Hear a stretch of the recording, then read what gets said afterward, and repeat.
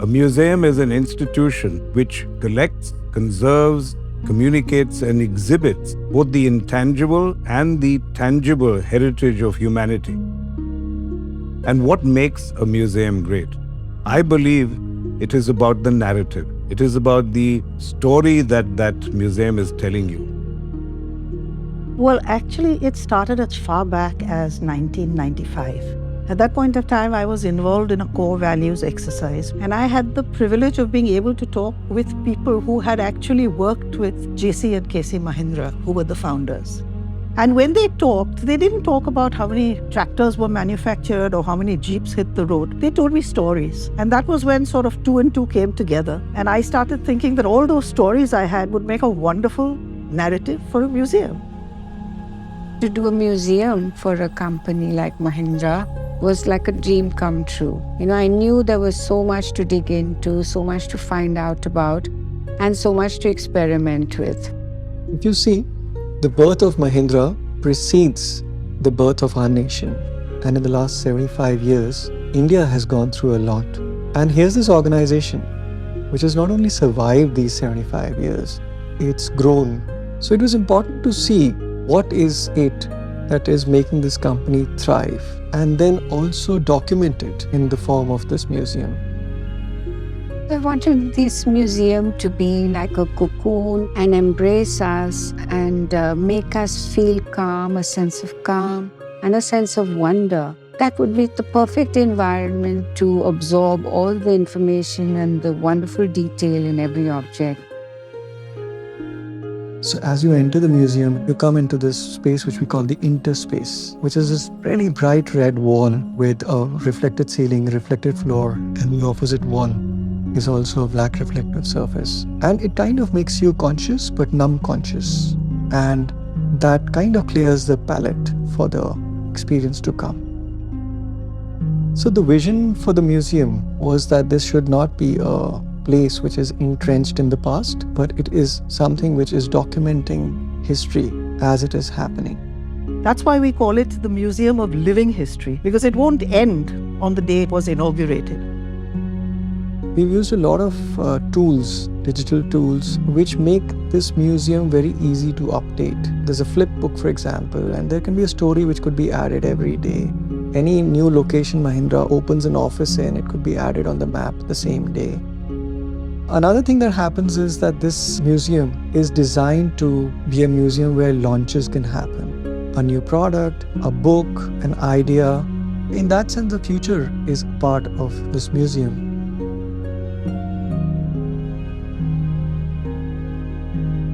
So here's the research going on, and we have the galleries and we have the sections, but something's not tying it together. And we're conscious that there's a metaphor which needs to come in and connect the entire thing. One weekend, I remember Elsie was having the same conversation with her friend, and serendipity strikes, and he said, "Why? I think you're looking for the Nautilus." And Nautilus is a different spiral. So if you see ripples in water, they're all concentric, and if you draw a spiral out, it's growing by the same distance. But Nautilus is a logarithmic spiral. It's growing in scale in every turn. And that's the story of Mahindra. Every year, the organization is consistently growing in scale. And when we put it on the plans together, all the sections started fitting in. And when we started looking at it visually, the blaze that you see now in the museum, that started tracing the spiral. And the epicenter came to, it's almost like a rite of passage which is planted, which is called the present. And there's time on the floor, there's a beam of light, and you preach that light and you enter the future. When we decided to go ahead with the museum, that bank of stories, if you like, became the springboard from which we went further.